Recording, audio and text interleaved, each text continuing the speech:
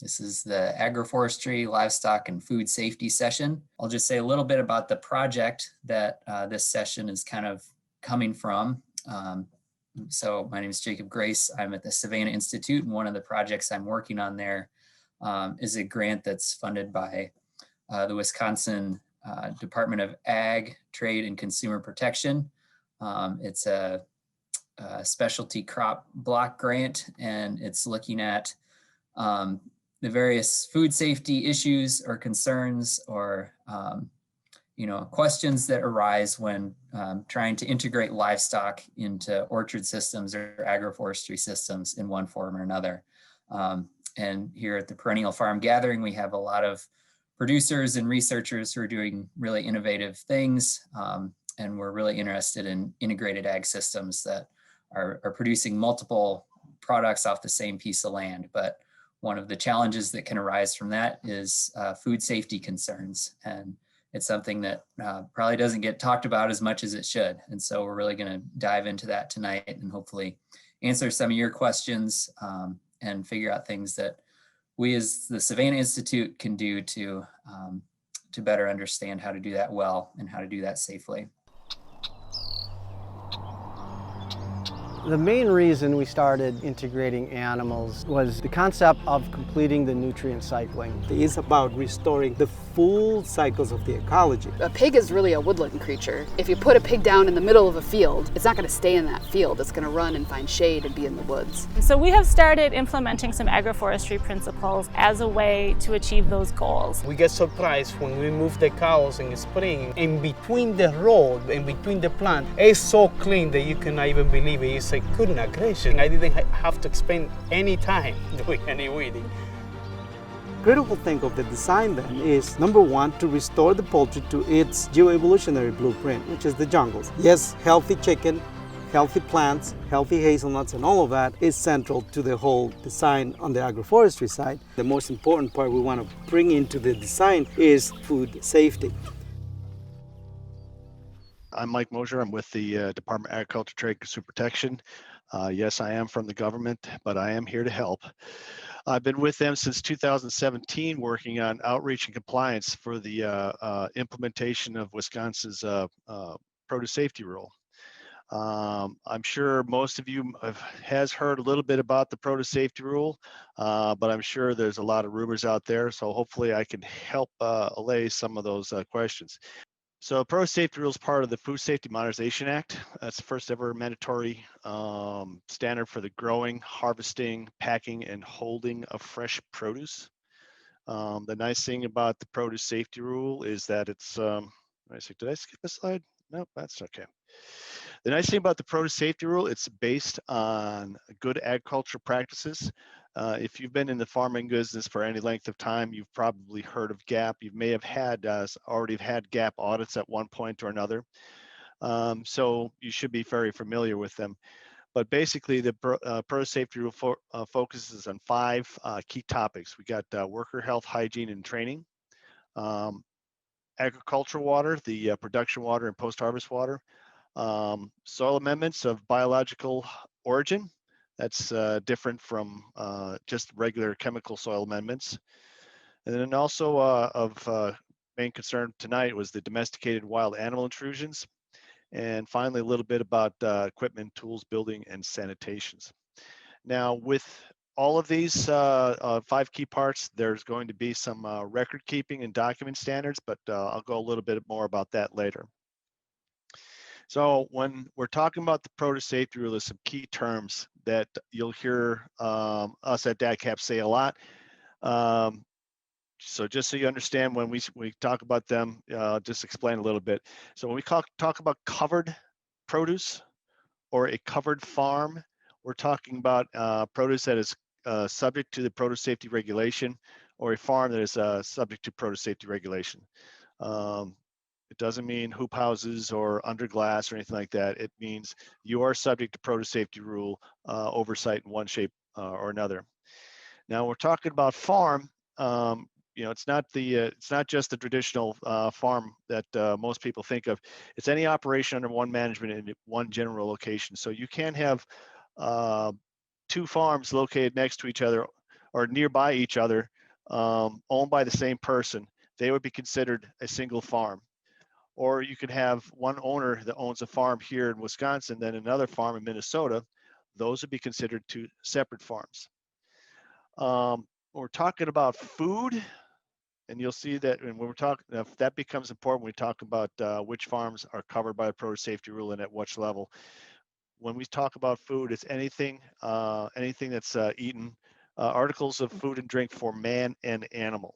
So when we talk about large farms and we're talking about qualified exemptions, you'll hear us use the terms food as opposed to produce. Now, of course, harvest, pack, and hold activities, those are only activities on raw agriculture commodities. So, and that includes cutting, trimming, sorting, grading, putting foods into containers, everything up until the first cut.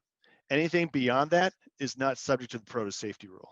So keep in mind, now you're entering the realm of the manufactured foods, which is a different part of the Food Safety Modernization Act. Going on personal consumption. When the produce safety rule talks about personal consumption, they're talking about people with a farm that eat their own food.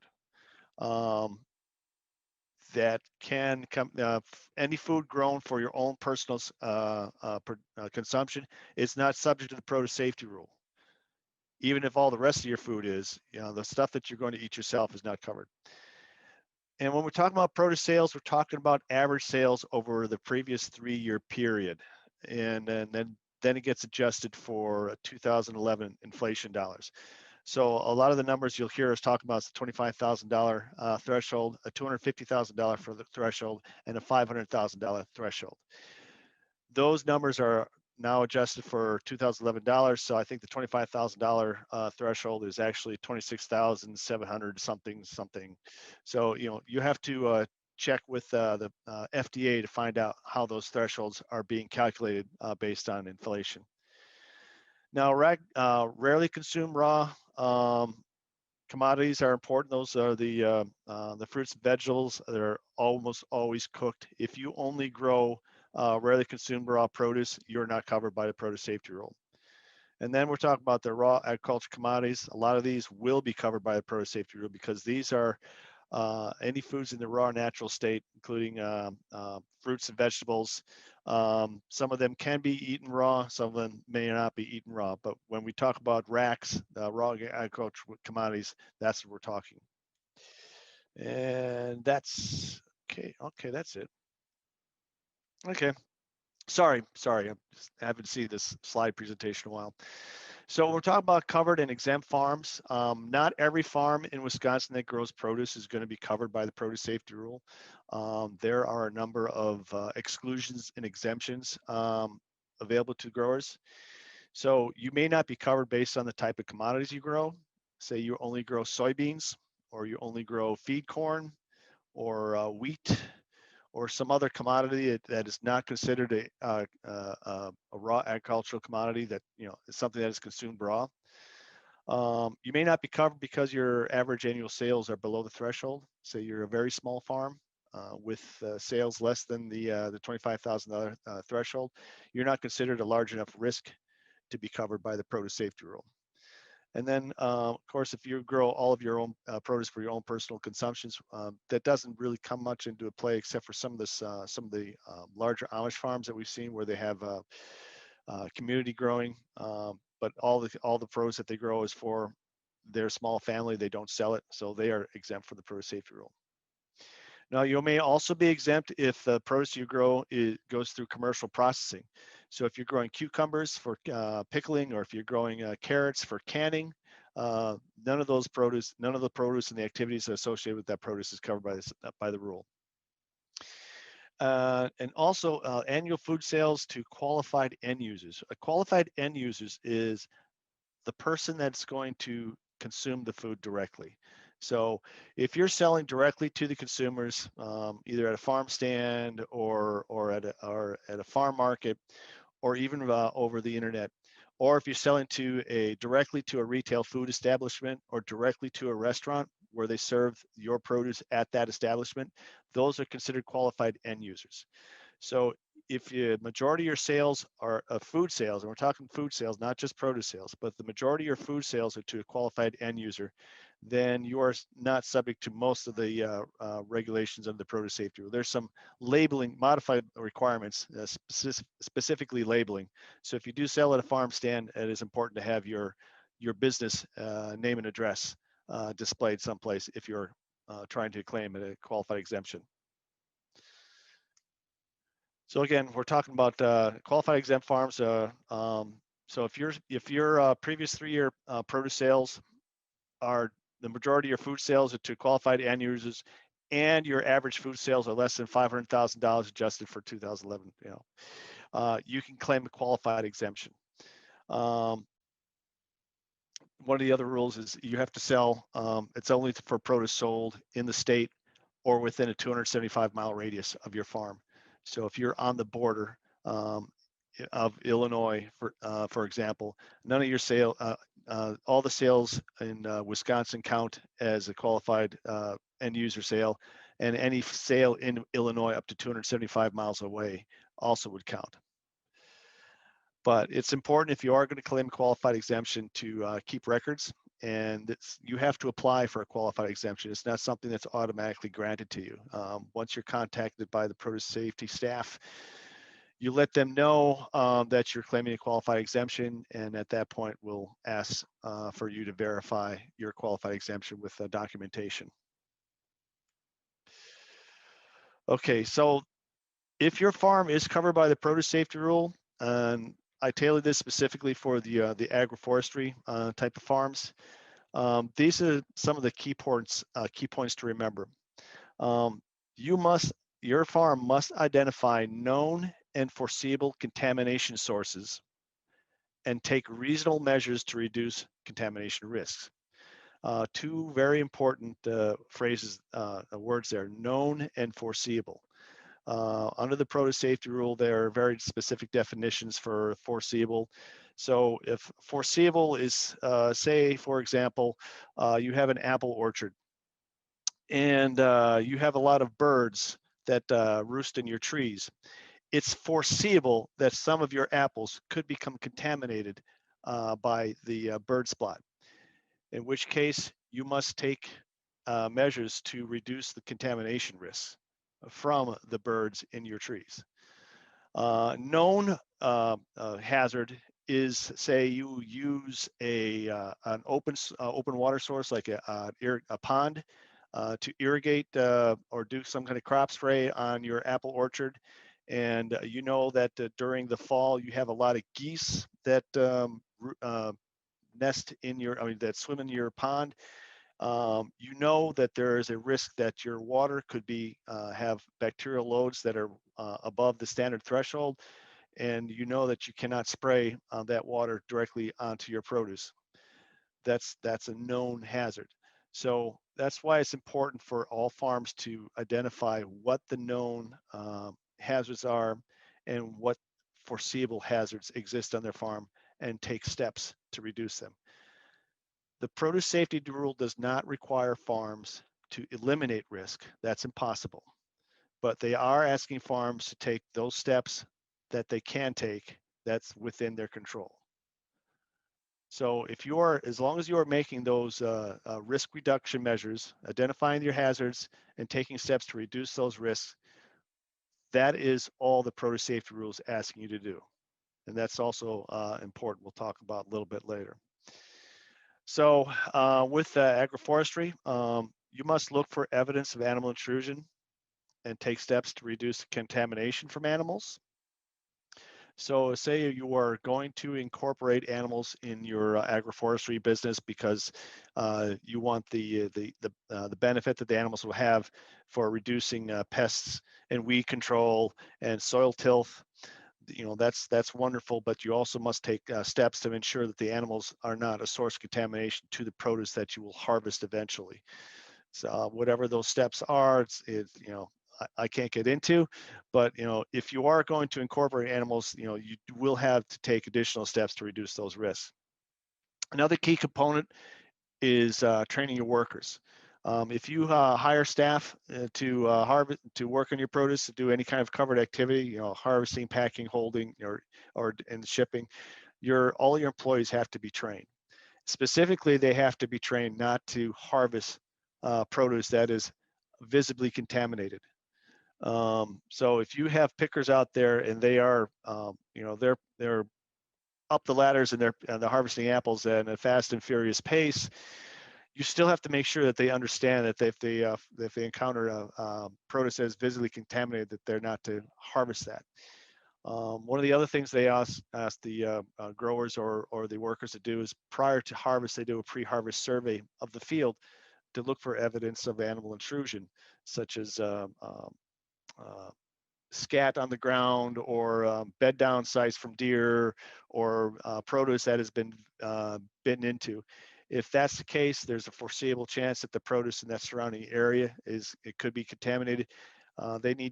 Your workers need to be trained to exclude harvesting that produce in those reasonable contamination areas. And of course, record keeping is a huge aspect of the produce safety rule. Like I say, if a tree falls in the forest and there's not a USDA 4876 done, did it actually fall? The answer is no. But the good news is that there's only 3 required records under the produce safety rule. Those are the records of worker training. If you use a water delivery system for any kind of irrigation during covered activities, you have to inspect that water delivery system at least annually. And then if you do any cleaning and sanitizing of food contact surfaces, you have to keep logs. And that's basically it. Now, there are other activities that you do that might require a record, but that's activity dependent. So if you are doing your own composting, for example, you do have to keep records of the method that you use for composting. Speaking of composting, if you are using compost in your agroforestry business, you have to make sure that it's applied in the correct manner. This little chart talks a little bit about how biological soil amendments of animal origins are applied. The produce safety rule does not talk about chemical fertilizers. So if you use any kind of chemical fertilizer, it's not covered by the rule. But if you are composting your own fertilizer, or if you are if you're purchasing compost from a company, or if you are applying raw manure as part of your soil tilth, your fertilization, you have to make sure that that raw manure does not directly contact the harvestable portion of your produce. So when we talk about soil amendments, we're talking about treated and untreated. If you are using an untreated soil amendment, you have to make sure it's applied in a manner that does not cover, like I said, does not cover the produce and minimizes potential contact with produce. Right now, the produce safety rules, USDA and still studying the untreated manure application, trying to determine if there is a best interval for application. So from the time you apply to the time you can harvest, that application interval. They haven't put one out yet, but the recommendation is, if you are going to apply untreated fertilizer, to apply in the fall. That way it minimizes any potential contamination risk. Also, if you apply in a manner that does not contact covered produce during application, say you apply compost through say you apply a liquefied manure or liquefied soil amendment, and directly inject into the ground where there's no chance of it contacting the produce, then there's 0-day application interval for harvesting. So if you can apply in the morning and harvest that evening, as long as it's applied in a safe enough manner. Now, if you are using a treated compost, and when we say treated, it's a scientifically valid, controlled physical, chemical, or biological process recognized under produce safety rule in 11254B and 11255B. As long as you apply it in a manner that minimizes contact, you can harvest immediately, anytime that day. Or if you use a treated and scientifically valid a soil amendment, and it's applied. I said this. Sorry. So, like I say, there's two types of treated soil amendment, and as long as it's applied, and if you use the highly treated soil amendment, you can apply it in any manner, and you can harvest it anytime. So if you're buying, like say, chicken litter that's treated and dried, and you apply that during the day, you can harvest immediately afterward because there's no contamination risk from that soil amendment. Okay, so what is DACAP doing as far as produce safety rule? Well, in 2017, we basically stood up the produce safety section at DACAP, and we began our outreach and education activities. Basically, we traveled throughout the state, meeting as many growers as we could to ask them what they understood about the produce safety rule and the Food Safety and Modernization Act, and what the concerns were, and how they would like to see DACAP roll out the process in Wisconsin. In 2017, we also began to develop our farm inventory, basically trying to get an idea of how many farms in Wisconsin would be subject to the produce safety rule. 2018, we began an on-farm readiness review program where we would go out to farms and do an assessment of their food safety practices and see how compatible their practices would be with the produce safety requirements. It wasn't a pre-inspection or anything like that, and it wasn't an audit that you would get such as GAP or Primus. Basically, it was just us coming to your farm, walking around, asking you some questions, making observations, at the end of which we would present to the grower some of the things that we saw that they were doing right, and some of the things that we knew they would have, some of the practices that we knew they'd have to change in order to comply with the produce safety regulation. That's the only time you'll ever get one of us in DACAP tell you how to do something. We also would give growers a manual that basically spelled out, if you're in violation of this regulation, this is how you comply. And it's a very useful tool, and I believe we're still going to be doing on-farm readiness reviews in 2021. So if you get an opportunity and would like an assessment of your farm, it'd be a good chance for you to find out how well you're doing with produce safety requirements. 2019, we established a Produce Safety Advisory Council that consists of food and produce industry representatives, farmers, and other people that are interested in food safety. They basically convene on a quarterly basis and advise DACAP on their recommendations for implementation of the produce safety rule. They have been extremely useful for us, bringing us a level of understanding of their constituents, either whether it's industry or the growers themselves, that we can't get ourselves from just interviewing them. And they also act as our advocates, doing outreach to the growers themselves and the industry themselves to let them know what DACAP can and cannot do as far as produce safety regulations.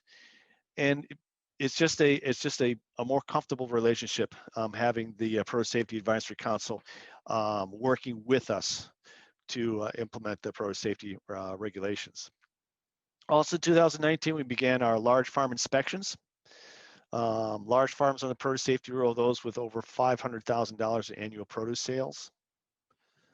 And in 2020, this year, we actually started small farm inspections, at least up until COVID took us out of the field. But small farms are anybody with produce sales over $250,000. Once the COVID restrictions are lifted, we will begin inspections in January of this year for all covered farms. There are a number of protected farms, hot houses and aquaponics and those types of farming operations that we can actually do inspections. But basically, we can only come out and inspect farms while covered activities are occurring. So while our actual harvesting, packing, holding activities are occurring.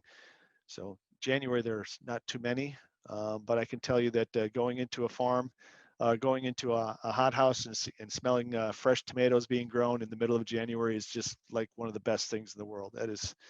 It gives you a little bit of hope for spring. And that's really it. That's my contact information. We do have a website. If you have some, would like to learn some more about the produce safety rule, you can send us emails. You can write to us. You can call us. If you do call, it goes right to my phone right here. I can answer any questions you would have about the produce safety rule and then how DACAP is going to be conducting inspections in the foreseeable future. Great. Thank you, Mike. And thanks so much for taking the time to be with us today.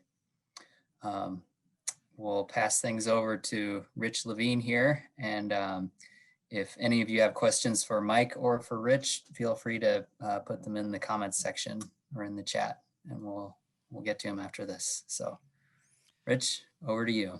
Yeah, thanks, Jacob, and thanks, Mike, for that good overview of the produce safety rule. So as Jacob mentioned, my name is Rich Levine. I am a staff attorney for community and special projects with Farm Commons. If you're not familiar with Farm Commons, we are a nonprofit organization, and our goal is to give farmers the tools they need to be legally resilient, in part by providing education about the laws that might affect your farming operations, and in part by trying to build a community of support where farmers can talk to each other and get some ideas both about how to maintain legal compliance, avoid legal vulnerabilities, and hopefully shape legislation in a way that supports the farming industry. One of the things we've been looking at, and we've been working with Savannah Institute to kind of get a better sense of the lay of the land here, is the fact that, as Mike mentioned, right now, the Food Safety and Modernization Act, FSMA regulations, don't yet have a whole lot of specific regulation requirements, guidance when it comes to integrating livestock with specialty crops. And in particular, we're thinking about things like exclusion periods between introduction of animals and harvest time, things of that nature. So that means that as it stands, we're kind of in a gray area without really having clear guidance to follow that has the force of law.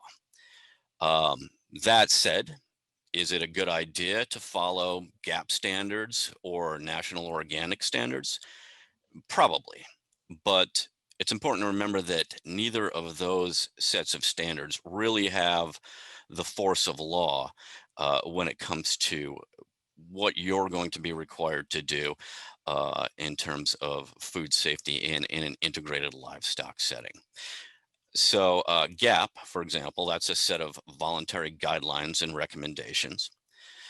If you follow enough of those guidelines, you qualify for certification, but you're not required by law to follow GAP guidelines or to become GAP certified. You may perhaps have sales contracts that require GAP certification, or you may just simply want GAP certification to build confidence or increase your appeal to customers, but you won't get fined or ordered to take corrective action simply for not following GAP guidelines. As far as GAP goes, the worst that can happen is you lose your GAP certification. And the same is true for the National Organic Program standards. Following those rules is completely voluntary. It only matters if you really want to be certified organic. And again, as far as the National Organic Program goes, the worst that can happen to you for not following those rules is you lose your organic certification. Now, FDA does say, at least at this point in time, that it doesn't object to you following National Organic program standards. That's the, if you're familiar with that, that's the 90 to 120 day exclusion period between the introduction of livestock and the harvest of your crops. But that statement from FDA doesn't have the force of law either. It's just a statement of how the agency intends to enforce FSMA with respect to mixed crop livestock operations. And that can change at any time. So the key point that I want to lead off with is that simply following GAP or National Organic Program standards doesn't necessarily mean that you are 100% FSMA compliant. It's probably a good step along the way, but it isn't the be all and end all of FSMA compliance. And at Farm Commons, we care about that distinction for two reasons. First, obviously, we want you to be aware of any rules that do have the force of law and that could expose you to a risk of some kind of enforcement action. But second, we care about how the lack of specific rules or the ambiguity in existing rules might affect your personal liability in the event that you have a food safety incident. So, for example, assuming that your farm liability insurance policy covers foodborne illness in the first place, what are the expectations of your insurance company? Would or could your insurer deny coverage if you are not following a particular set of food safety guidelines? If so, what are those guidelines and why? And what if you end up getting sued directly by somebody who got sick from contaminated produce? What practices should you be following in order to prove to a court that you were not negligent, which is to say that you were doing everything any other reasonably prudent farmer would have done under similar circumstances? At this point, we don't know. We have leads. We can certainly look to GAP standards and NOP standards to help build a legally defensible argument in the event of a food safety incident. But we don't have clear rules at this point in time that we can point to and say, I did everything the law requires. As Mike mentioned, when FDA issued the final FSMA rule, which I believe off the top of my head was November of 2015, they announced that they were going to start studying the risks associated with untreated manure, and presumably they would ultimately issue new rules that cover integrated livestock practices. And at the time, they anticipated that study would take between 5 and 10 years. We're now into year 5. So it's entirely possible that we could see new rules being proposed at any time. With that in mind, we at Farm Commons, in partnership with the Savannah Institute, embarked on a project to interview farmers and find out what exactly people are doing when it comes to food safety practices in integrated livestock operations. So far, we've only talked with a fairly small sample size of farmers.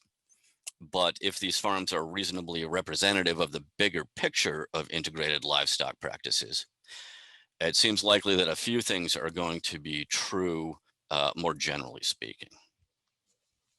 One of the things we learned is that there is a whole lot of variety in what different farms are doing. We talked to farmers who exclusively raise tree crops. We talked to farmers who focus on mixed vegetable production, and we talked to some who do both. And they all had different reasons for wanting to integrate livestock into their production areas. Certainly everybody we talked to appreciated the nutrient value, the fertilization factor of mixing livestock into their production areas. But different farms had a variety of different other reasons for wanting to integrate livestock. Some farms only brought in livestock after harvest to clean up dropped fruit or leftover vegetation, broccoli stems and the like. And for these farmers, the added value was really reduced field work time, less cleanup, less preparation for the next growing season, not to mention good nutrition and dietary variety for their livestock. Other farms we talked to brought in livestock at some point pre-harvest, either just to graze or to clean up tree drops. And for them, the added value again was reduced fieldwork time, better nutrition for their livestock. But we also heard people saying that they looked at it as an opportunity to reduce potential contamination coming from either the drop fruit itself or from wild animals coming in to feed on the drops. Everybody had different methods for restricting where their animals could go in their production areas. But of course, you can't exercise the same control over where wild animals go. So at least some of these farmers saw some potential safety benefits to reducing the attraction to wild animals. Some of the folks we talked to also talked about seeing noticeable benefits in pest control. So they also saw added value in reducing or eliminating the need for pesticide applications, plus the time and cost associated with that. We also saw a lot of variety in what farmers were looking to for guidance about managing food safety concerns with integrated livestock operations. Some of the farmers we talked to decided to follow national organic standard exclusion periods, the 90 or 120 days pre-harvest, even if they weren't organic certified. Other farmers we talked to understood the rules to offer more flexibility and allow them a little self-determination in designing their own practices based on the particulars of their own operations and their personal observations and experience. Now, everybody we talked to felt confident about the safety of their own practices, but they also felt a lot less confident about whether their practices would continue to hold up against regulatory scrutiny.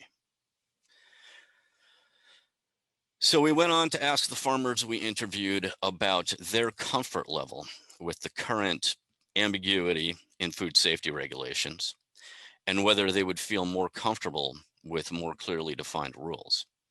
And again, we heard a variety of different answers.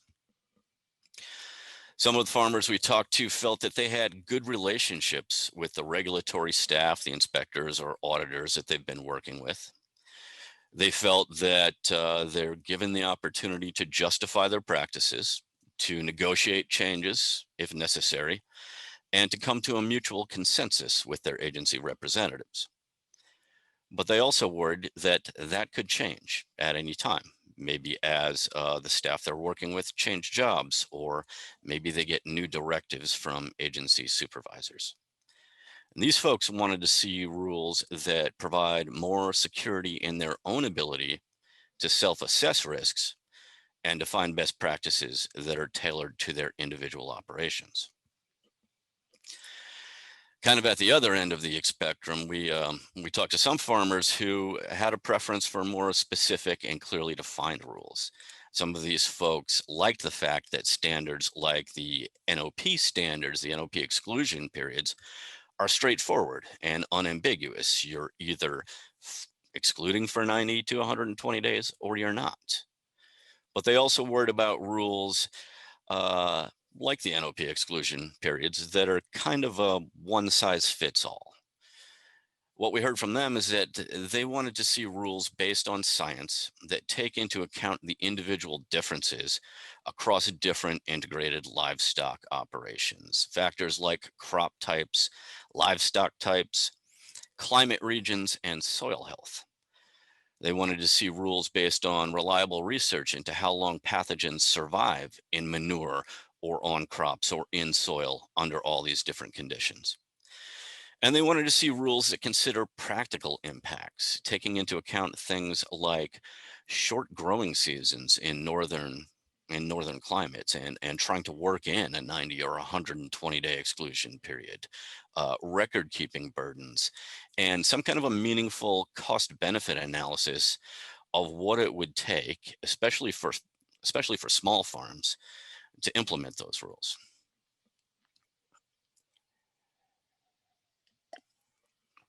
So, with some uncertainty about the current rules and uncertainty about what might be coming down in the future, what can we do? Well, one thing we can do is to keep an open dialogue with the regulatory community. And remember that regulatory agencies and regulatory staff are charged by the legislature to do a job, which is protecting public health and safety. They aren't interested, at least generally speaking, in being the bad guys or shutting you down, as long as you are making reasonable efforts, good faith efforts on your part to comply with the regulations as they're currently understood and to protect public health and safety. Part of the job of being a regulator involves trying to interpret these rules that are often ambiguous. And that's a tough job. And sometimes it means that clear answers simply don't exist. So try to keep your relationships professional and friendly. Try to find common ground that everybody can agree upon, and be prepared to explain how your practices support that common ground. Now, that doesn't mean that you should necessarily offer up information that hasn't been asked for, but don't be afraid to ask for some guidance about how to comply with the regulation. You can explain your understanding of the regulation and say, for example, I understand your concern is this. Hypothetically speaking, what if I were to do this? Would that be allowed?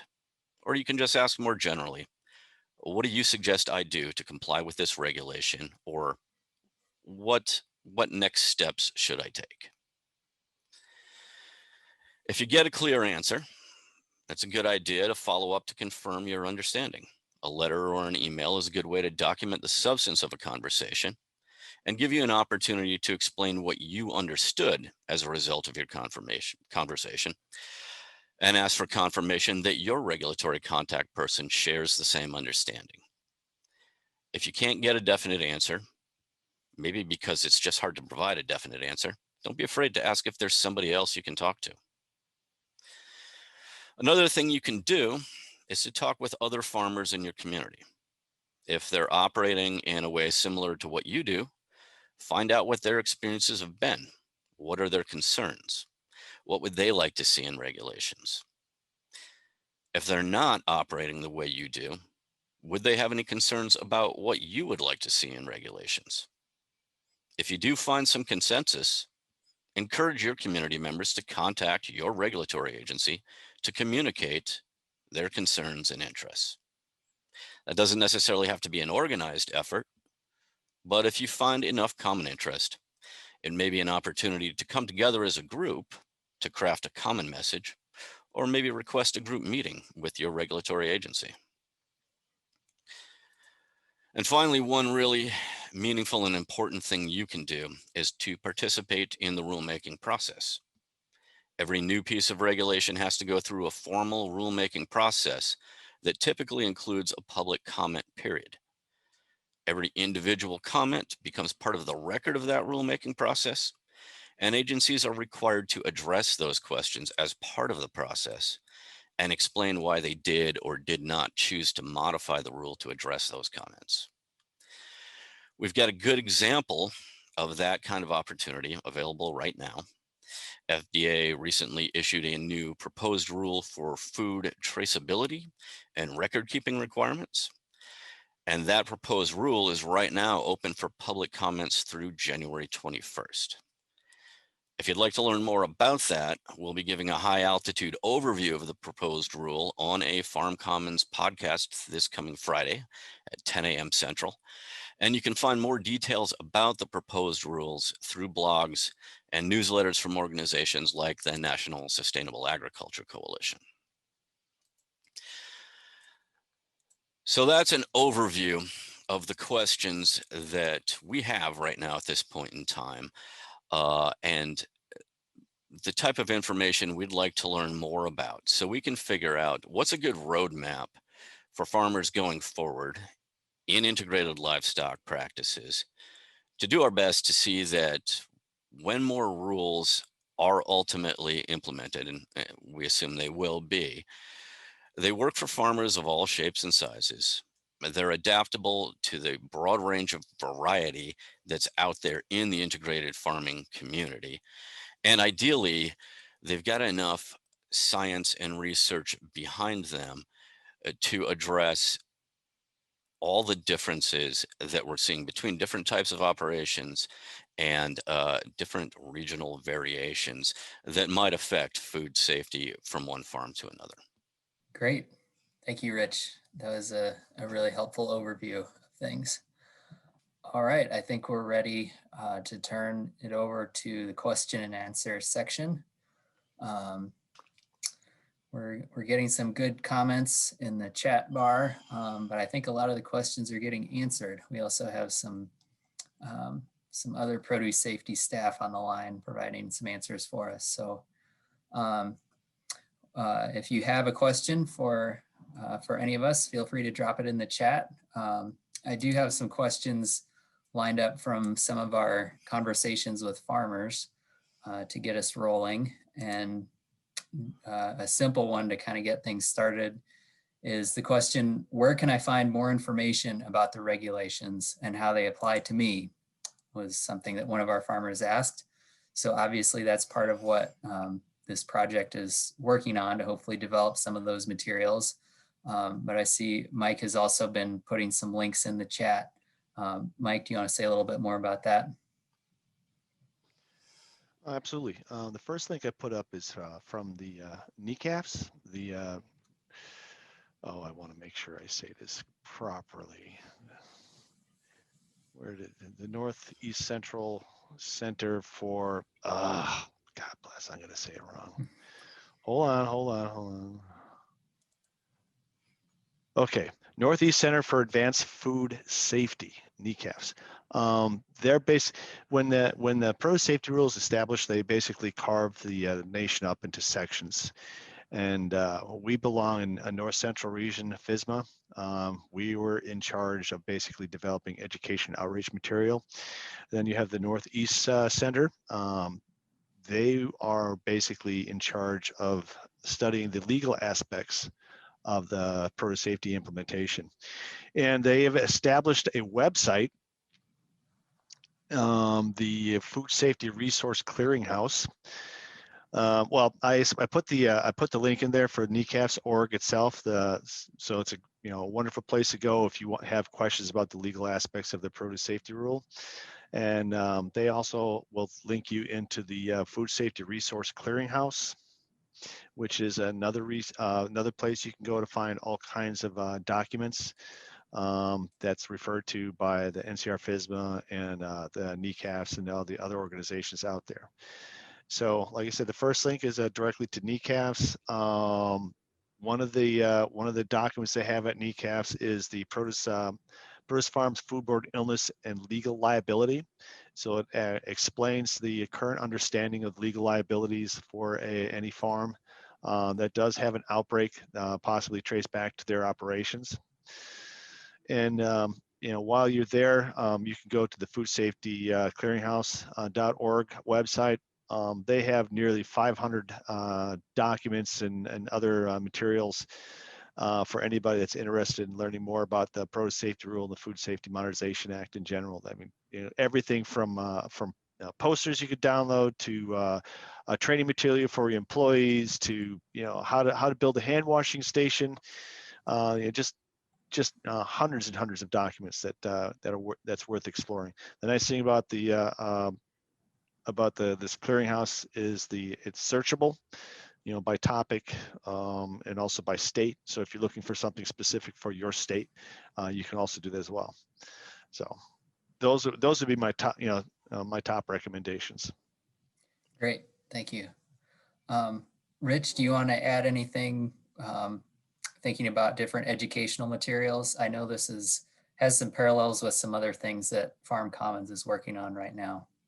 Sure. Well, certainly if you're in Wisconsin, DATCAP is going to be a good resource for you.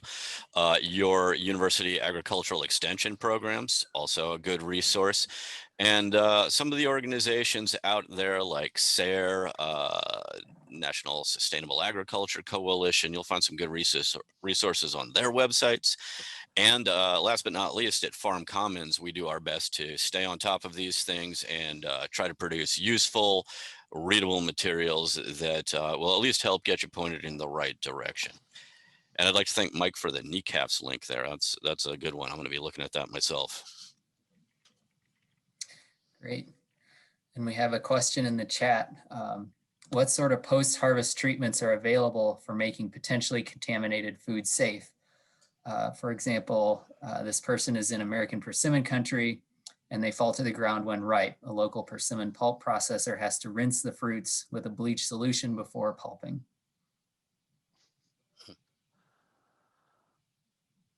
That may Well, be that's getting into the details. right. And if the produce safety rule itself, of the regulations under produce safety rule itself is the smallest one. We have the rule printed out, these little pocket guidebooks.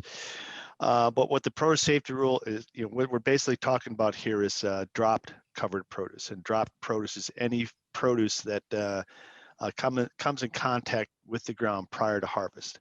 Now, that's not doesn't talk about produce that is grown in the ground, such as onions, or grown on the ground, such as cucumbers or watermelons. We're talking about specifically produce that falls and hits the ground.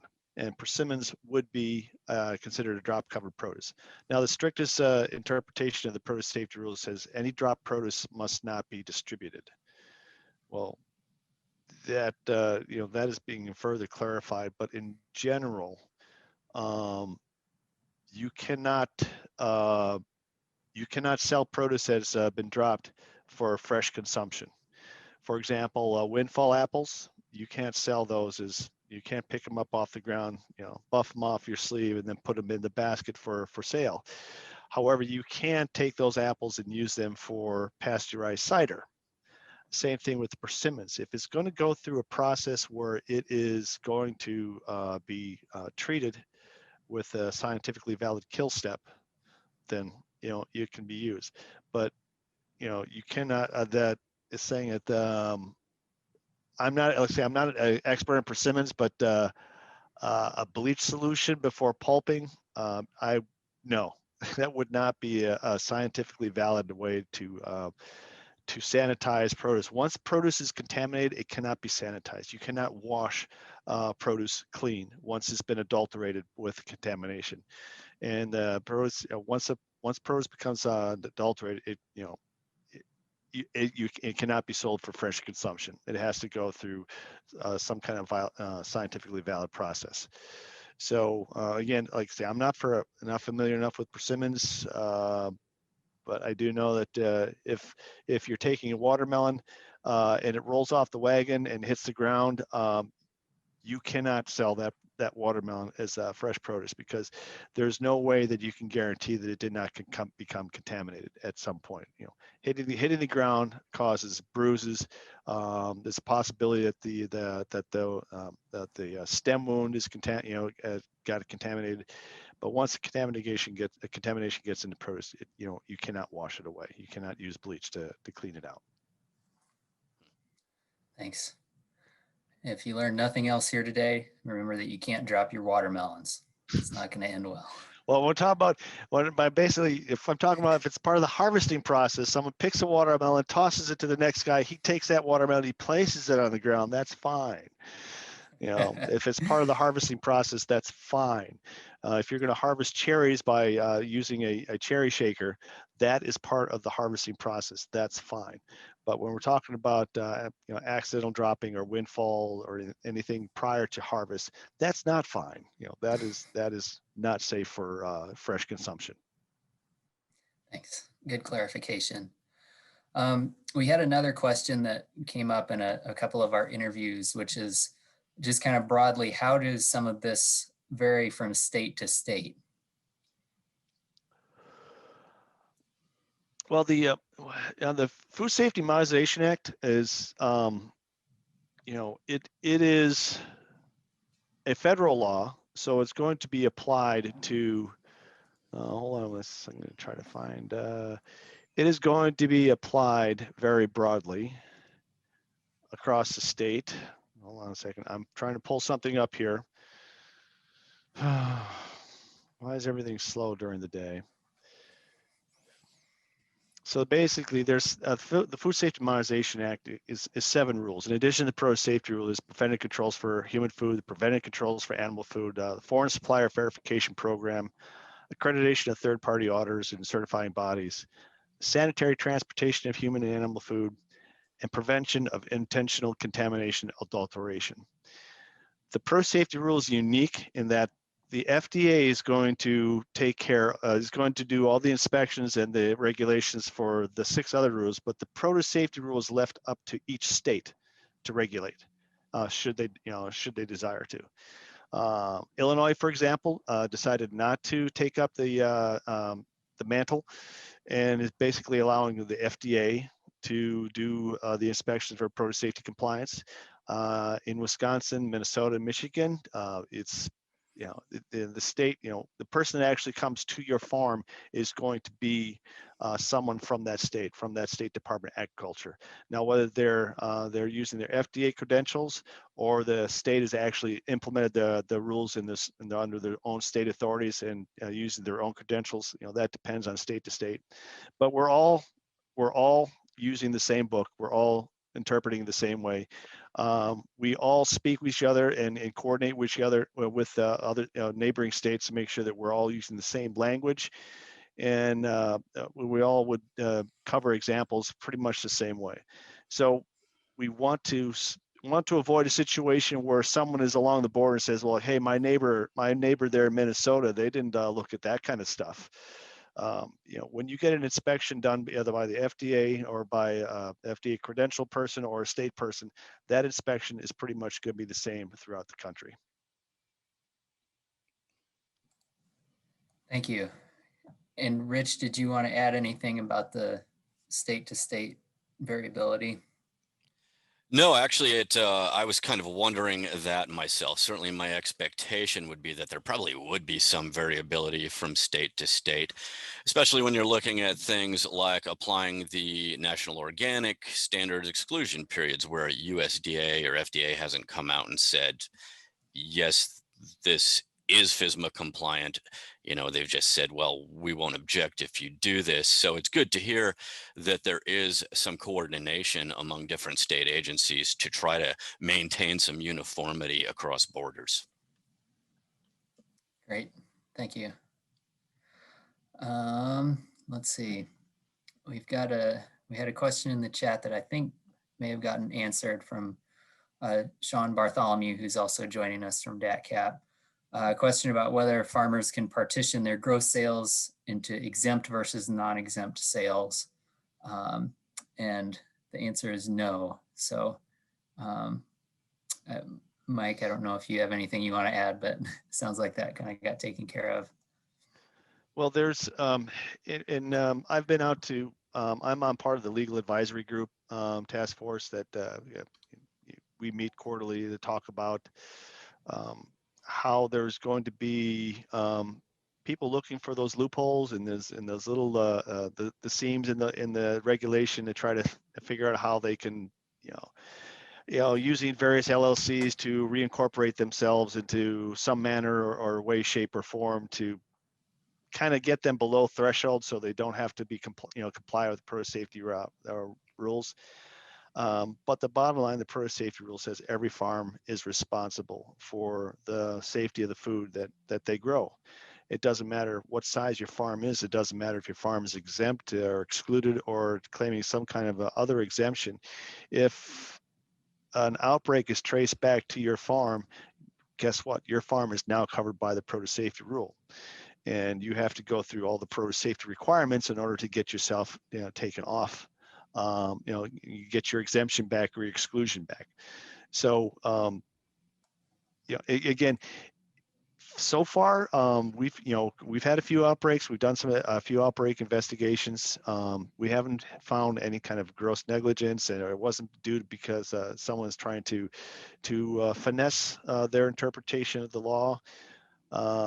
So that's a good thing. Most farmers are already doing. The vast majority of farmers are already doing all the practices mentioned in the produce safety rule. It's just common sense stuff. So we're not seeing any kind of gross negligence on their part. But yes, we have heard from many entities out there trying to say like, well, technically my dad owns the farm, but he sold it to me, and I do this part, and it's separate from his part, and you can't really combine those two sales together. So we fall below this threshold. Well, again, the farm definition is the farming operation in the same geographical location under the same ownership, and they're going to interpret broadly as opposed to interpret narrowly, as far as trying to determine what part of the farm belongs to who. Great, thank you. And I want to do a quick time check here since we're a little bit past the hour. We are set to go until 7:30. We don't necessarily need to go that long, but we do have some more questions here. And I just want to mention, in case anybody needs to take off early,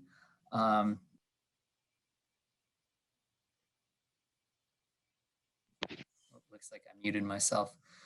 We do have a survey as part of this session. As I mentioned at the very start, Farm Commons, the Savannah Institute and Farm Commons are working together to produce some educational materials related to this subject. And so if you have just a minute or two to fill out our survey, that'll help us produce those materials. We're hoping to have a video series and some sort of written guide available regarding agroforestry and livestock and food safety. So just want to mention that in case anyone needs to take off early. But I did want to ask another question that came up from one of our interviews with a farmer. I'll just read this off, and we'll kind of see where the conversation goes. The question is, does the data exist, or do we need more data to understand what time windows are needed for integrated orchard systems? How can we measure the presence of pathogens or understand the food safety risks of these systems? My impression is that there is not a real strong body of research behind that at this point in time. And I'm not sure how FDA, USDA are pursuing that, but it would sure be nice. I know it's a question I've heard from a few different people, and I think it's just a kind of a trick to get funding for that particular type of research and get the staff on board who are actually able to competently perform that kind of research. But I'd like to think some of that is going on behind the scenes, and we'll see some results at some point in the hopefully not too distant future here. The nice thing about the produce safety rule is the subpart N talks about analytical methods, and there are, if you come up with if a grower comes up with an analytical method to demonstrate that their technique or their practice is safe, the FDA and the produce safety rule, the regulators will look at that evidence and consider it as part of their produce safety compliance. Now, it's not saying that they'll accept it. We have a lot of growers out there with doing their own independent study on vermiculture, basically using worms as far as a composting method for soil amendments. And again, there's all kinds of people out there doing studies and research. And when it comes time to interpreting the results of that studies and research, the produce safety rule has that built in as far as subset section N. So if the body of evidence is presented and is accepted, it doesn't matter the source, it will become part of the rule at some point. Great, thank you. All right, we're still open for questions. If anyone has anything they want to drop in the chat, or maybe even a comment that they want folks to weigh in on here. Another question that came up with our interviews was something that's kind of been mentioned a little bit, but just asking about how soon enforcement rules might be coming into play and what that might look like. Well, it depends. what enforcement rules are we talking about? The produce safety rule is we've been conducting inspections now for 2 years, and 2021 will be the third year, and will be the first year that every farm that's covered by the produce safety rule will be inspected. In Wisconsin, we anticipate inspecting every covered farm. We should have the capacity to do so. I know in Minnesota, Michigan also anticipate being able to conduct inspections on every farm. So again, if you don't have an exemption or exclusion and you're covered by the rule, you will be inspected. So. Great, thanks. That may have been from someone out of state, but they might have, I don't know what their situation is. I just have the quote, but thank you for that. Rich, did you have anything you wanted to add to? No, that reflects my understanding as well. Okay. All right, we're still open for questions. Oh, we just got one. Could you discuss what the food safety process could look like on a farm that grazes in an orchard? From the chat. If we're talking about allowing domesticated animals to graze in an orchard, again, just understand that the presence of animals represents a foreseeable contamination risk, which means that that grower will have to take measures to minimize the risk of contamination from the animals allowed to graze. Such as doing a pre-harvest survey, going out in this orchard and looking for visibly contaminated food, and making sure that that produce is not harvested, making sure his employees are trained not to harvest produce that is visibly contaminated, and then basically just taking steps to ensure that the produce doesn't become contaminated from the presence of animals, such as making sure there's an interval between the presence of animals and harvest time, or ensuring that the trees in the orchard are, the produce is high enough that the animals cannot physically graze or contaminate the produce. There's all kinds of techniques, but it's going to be up to that farmer to decide what those techniques are and what practices he employs. When an inspector comes onto his farm, he's going to ask about that. He's going to ask the grower about that. Do you allow animals to graze your orchard? Well, yes, I do. I do this and this and this. And then the inspectors ask, well, what steps are you taking to ensure that your produce is not contaminated by your grazing animals? And as long as you're able to satisfy that inspector that you're taking those steps and those steps are adequate to reduce the contamination risk, you should be fine. But again, it's not just it's not just a personal interpretation that's up to that inspector.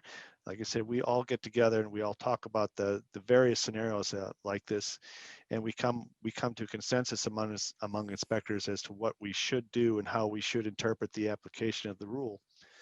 So it's not going to be inconsistent from state to state or even inspector to inspector. We're pretty much going to have a good idea of what can and cannot be done.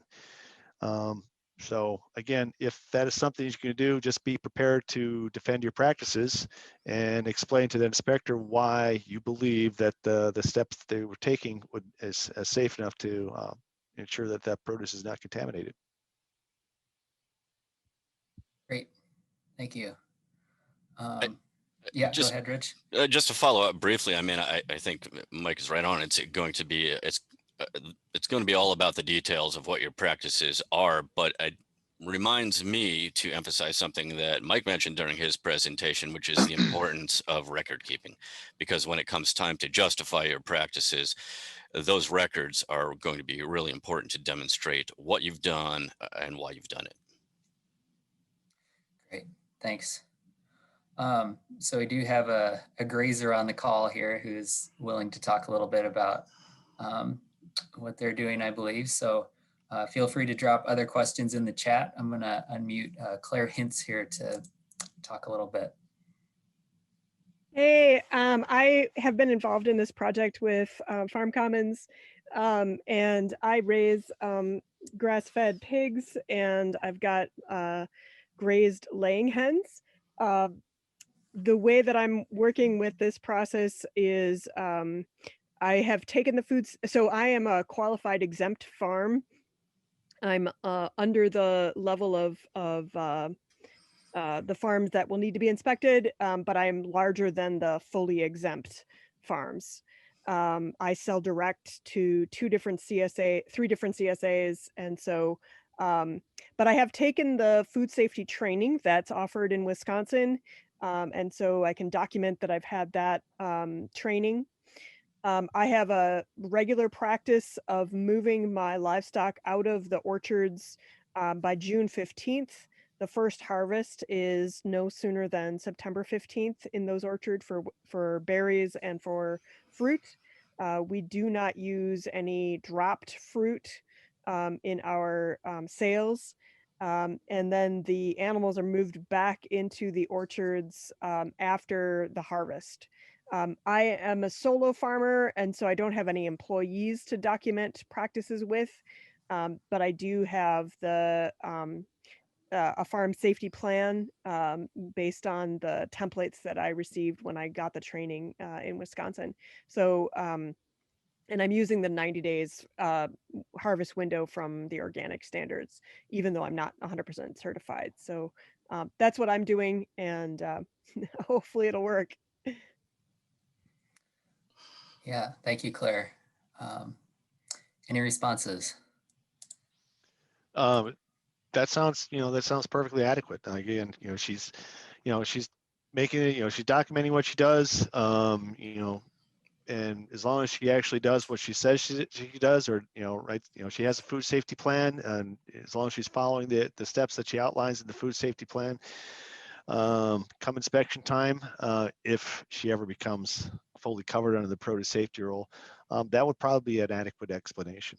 That's some of the stuff that we've seen. Obviously, swine, pigs, can only reach so far up into the canopy.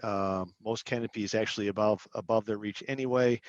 I've only once seen a pig in a tree, and that was after a tornado. So I think in that case, she would be fine. The only other concern I would have would be our chickens. If the chicken's free range, obviously they can fly. So make sure that she doesn't have free range chickens, after a certain point as well. Great, thank you. All right, the chat is still open, but it looks like we're wrapping up most of our questions. Oh, we just got another one here.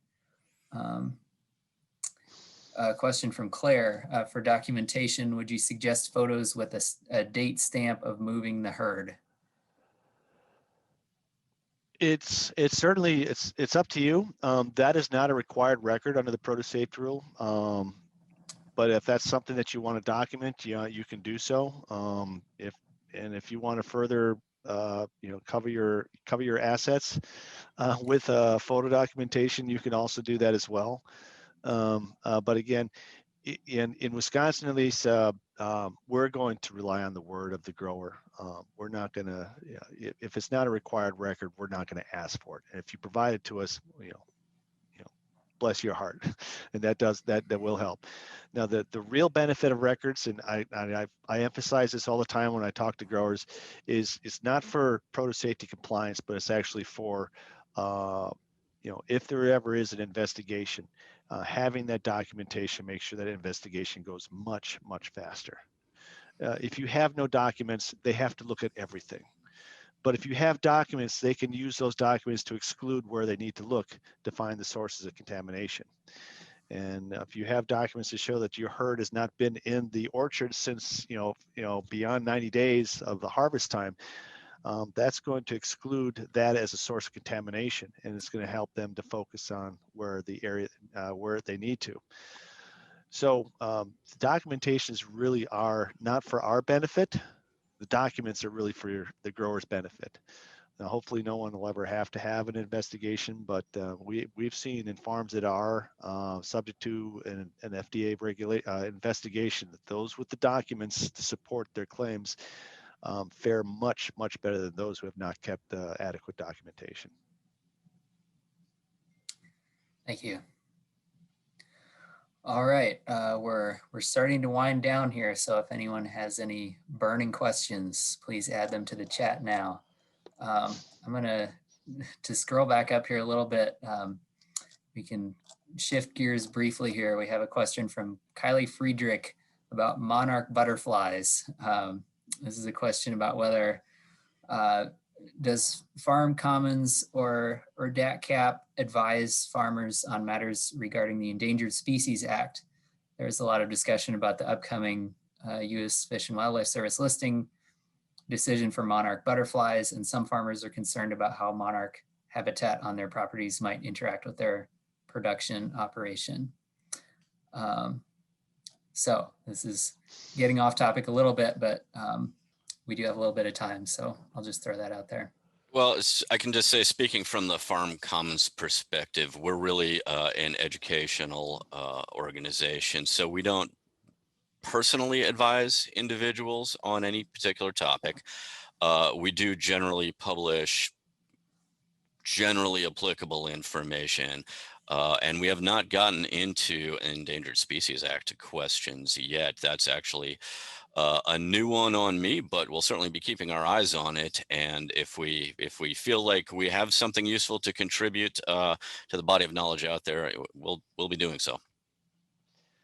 Yes, the actual produce safety rule, if you look at subpart I, when we're talking about domesticated and wild animals, it's a tiny section. There's only there's three subsections. There's 11281, 11283, and 11284, and that's it.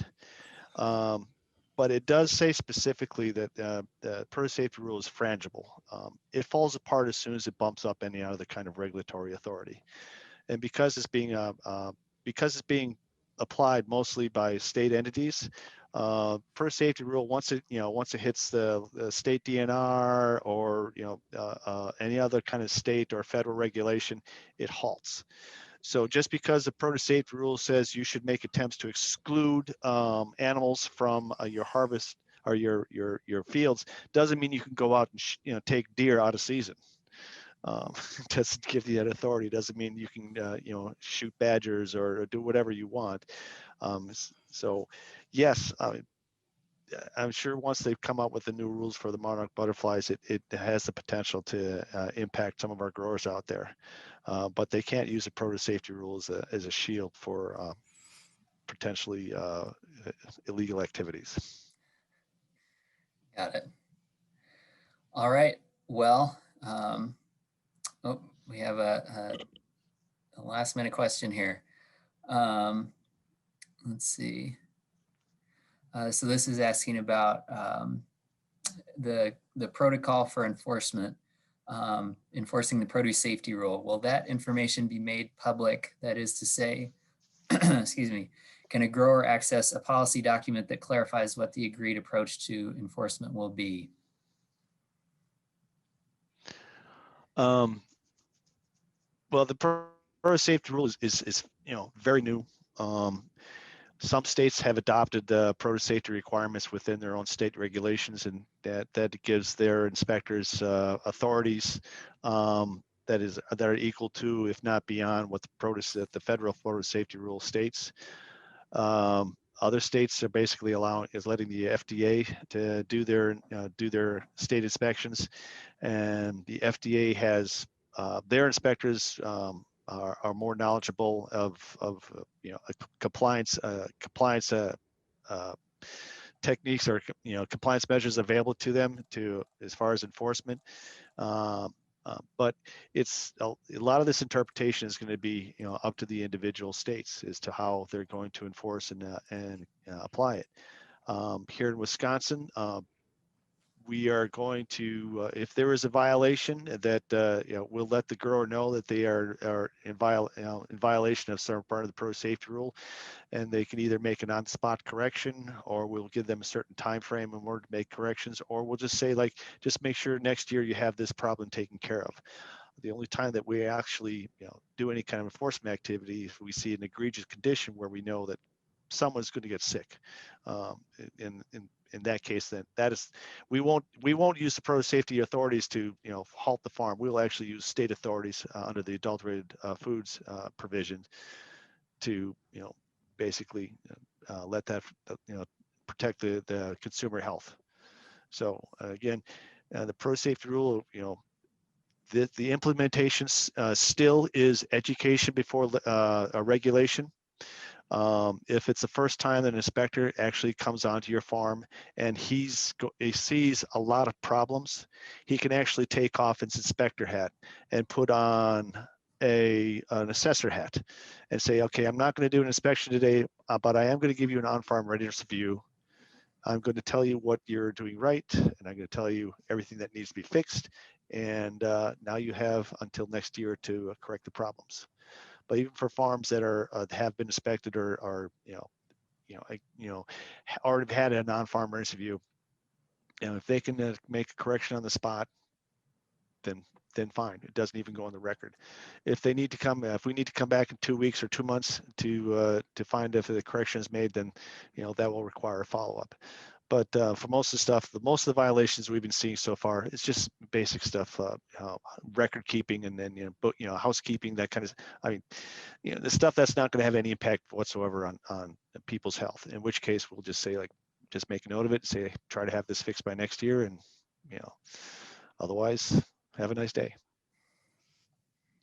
And I think the questions really come in particular when we're looking at integrated livestock practices. I know, that I've heard from people, it would be great to have some examples out there, some case studies, if you will, of what's acceptable, what's not, to at least give people a bit of a roadmap to follow in that regard.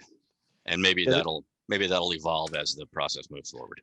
That's the problem that the legal NECAS and the legal advisory group has, is because it's so new. There are very few case studies out there for them to interpret. Yeah. So they haven't been able to look at things. FDA Sean just posted FDA draft guidance to industry that's been out for just over a year now. It's a draft guidance. It's a wonderful resource if you are in the business and you want to understand why the rules are applied the way they are and how the FDA will be interpreting the rules. It is a great guidance document for someone to go through. It's dense. Let me tell you, this thing is tiny compared to the draft guidance, but the draft guidance has a lot of resources to help someone understand the FDA's thinking behind each one of the subsections of the produce safety rule. Great, thank you. All right, I think we're ready to wrap things up here. We've had a great amount of really useful information here. I know this has been really useful for me and some of the things I'm working on, and really appreciate Mike and Rich for taking the time to answer questions and really talk through some of these things with us. So thanks to all our participants for being here and asking their questions. And I hope you enjoy the rest of the Perennial Farm Gathering. Have a good night, everybody.